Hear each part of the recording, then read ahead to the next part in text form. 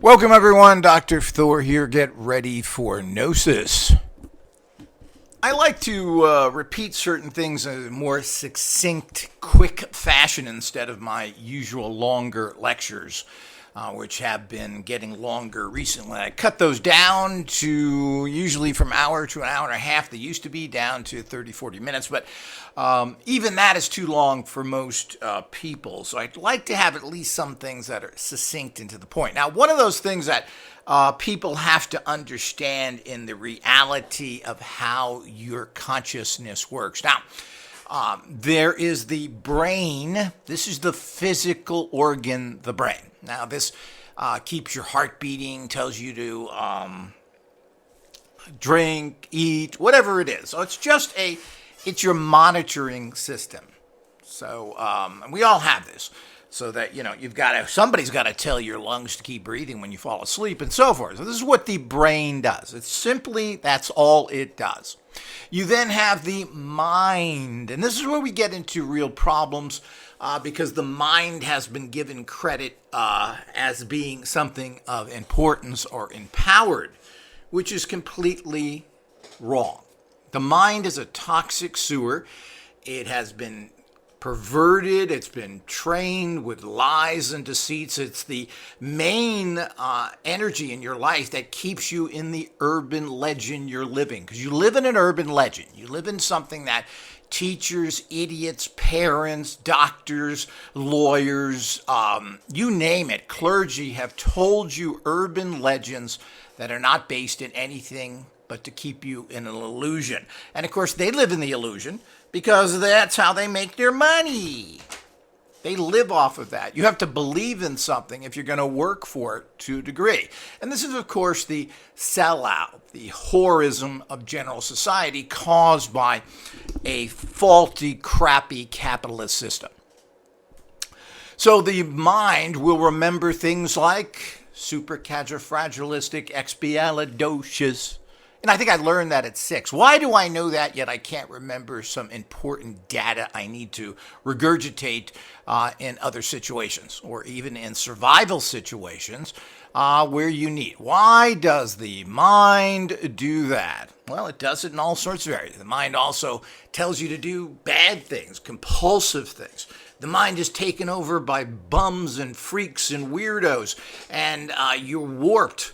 The mind also tells you to get involved in dope and fetishes and all the other things that are out there to play to your lower self. The mind tells you to kill and destroy. These are all the things that the mind does based on your programming and based on how the mind has been bent, warped, kicked, pooped on, etc. So you're conditioned by your environment as well. Most people in this world, and even almost to the day they die, keep quoting the basically urban legend they live in, meaning these universal laws and principles which seem to be built into everyone. But they're not followed, and nothing is enforced to keep everyone there. So people think they're going to then go to a religion which will help them follow what they already know. And of course, give them an excuse and bodies around them to reinforce the fact that, you shouldn't be cheating, robbing, and stealing, by the way. Oh, I didn't know that. I'm going to have to go to church and somebody remind me. This is the kind of nonsense you run into. Like, church is going to help. Churches have done nothing. No religions. They're all bogus nonsense. So this is what the mind grabs onto. Fake garbage. Sweetened nothings that have artificial flavor in them, and man, they kind of taste good, but ultimately there's absolutely nothing in there, and that taste is artificial, that color is artificial, and there's no nutrients. That's the mind. And your mind says that's the best food you could possibly get, and let's eat more of it. So basically, your mind is a psychopathic sewer that bounces back and forth to everything it wants, that society wants it to do. Now, the mind was meant to be there to do mundane tasks. Go to work, drive your car, take a shower, cook a meal. It was meant to only do that. Now, when we have allowed it and given up our power to almost everything, it has taken over doing the advanced tasks that your higher self, your what I call your bioconsciousness now. It's been called the inner magical being, your higher self. This is what makes everything happen in your life. The mind doesn't do any of that. The mind was never meant to do that, but we got lazy and we turned over all of our power to the mind, which of course run amok with it and is easily influenced because of all the different things there. Everything from all the chemicals that are produced in your brain to tell you to do things, whether that's love or lust or whatever it is, testosterone, all the different hormones in your body that actually cause you to do things in life. You're compelled by chemicals as well. But this has to be balanced by your consciousness, your higher self, your inner magical being is supposed to take control of that. But basically, we've left the fox in charge of the hen house, and he's eaten everything and now is looking for other trouble to get into. Now, what I call now, and what's been quoted in different books, etc., is now the bioconsciousness, otherwise known as the inner magical being, which is really a great term. So they're kind of interchangeable. The other term that is used a lot by common society is the higher self. Not a term that I actually like. Your self is always high. It's your corruption by society, the garbage your parents teaches you, the feces-ridden crap you're taught by religion and teachers, all the stuff that is complete and total fantasy that a lot of people think are 100% factual. And they're teaching it in that way because they're corrupt, low-level people working out of the mind, not out of consciousness, the inner magical being. Now, the inner magical being manifests everything. Everything you do in life of value comes from your inner magical being. Your inner magical being will start you on a process to achieve whatever you want. It's what pushes you on the road to learning things, buying things that are important for long-term value. So the inner magical being, the higher self, the bioconsciousness, controls everything. That's what radionics machines run off of. They run off of your inner magical being, which are then amplified and then transmitted to the universe to create energetic fields around you to manifest what you want. So the whole process of that I've explained in other lectures, and I don't want to particularly go into that. But, we've went into this stuff. You got to remember your concept of what the mind is, the subconscious, is all coming from this debased period and debased people who started all this. This is all the coming from these Middle European people who are very corrupt, whose ancestors are basically Arabs, who brought this philosophy in there and pushed it on you in a very pseudo-intellectual way.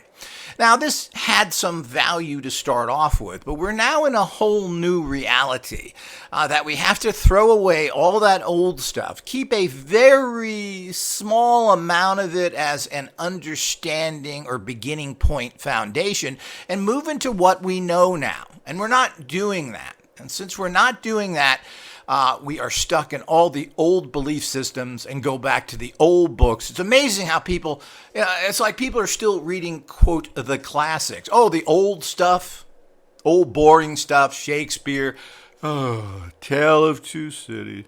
Oh, excuse me, I passed out there. It's always the old junk.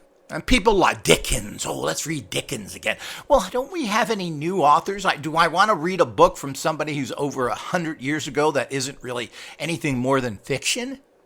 Now, of course, there are classics we can learn from 1984, Orwell, etc. I mean, these people have some good concepts, but we've got to go past that. They are people that were living or wrote their works over 100 to 200 years ago now, to 150, 200 years, just like the stuff that we're living on today in physics. Physics is really based on the late 1800s, 1880, etc. This was rewritten in 1910 by Einstein, one of those people stuck in that paradigm, stuck in those belief systems of where he was born and his religious beliefs, etc. These are all the things that, was a good transition to start with. Now we need to take this stuff and throw it in the trash and set it on fire. So we move on past that to a whole new reality. If we keep holding on to the old junk, we are not going to get anywhere. Technologies, belief systems, our understanding of consciousness in the brain have soared just like regular technology has soared in the last 20 to 50 years, to a degree. So there's still very little money and research that goes into this and an awful lot of corruption. But those are the three minds. So everything comes out of the higher self, the bio-consciousness, otherwise known as the inner magical being. This is the key to everything, which I really think is a great term that I coined, 10, 15 years ago, as so many things that I have coined. But that's where everything comes from. If you work out of the brain, well, the brain is just a dumb machine. It just keeps going on, and that's it. It can be interrupted by parasites and viruses and other things which have infected all of our brains. If we go into the actual mind, well, the mind is the worst, stinkiest, garbiest sewer you will ever run into because that's the reality you're living in. So even if you have a fairly decent life, that life is based on fraud and suffering of others, ultimately. So if your life is good, it's because somebody else is being stepped on, because that's how we live in a capitalist system. So it's still a fraud, and you're living a fraudulent lifestyle if you have it good while everybody else is suffering. So this is a real problem. There's that you have to understand. So how do you resolve all this? Where do all your answers come from? Well, they come from the inner magical being. And that's what you have to tap into. And that's what our technology helps and assists you to tap into. That's what all of our tools, all of our training is about getting in touch with your inner magical being that makes everything happen. And there are ways of doing it. There's no mysteries, people. This is not a tested system where we're testing it. No. This is known stuff that works. You need to apply it in your life and make it work for you. If you can't do that, it's because you're not following the instructions. Now, nothing is written in stone, so to speak. So if you modify something slightly, because you don't know how to modify things correctly until you've reached the stage of gnosis, you need to follow the instructions. It works. It's been working in modern times here for the last 50 years where these concepts have been put together. These go back to ancient mystery schools that go back again, but we've modified them as should be done for modern Western life, which we all live.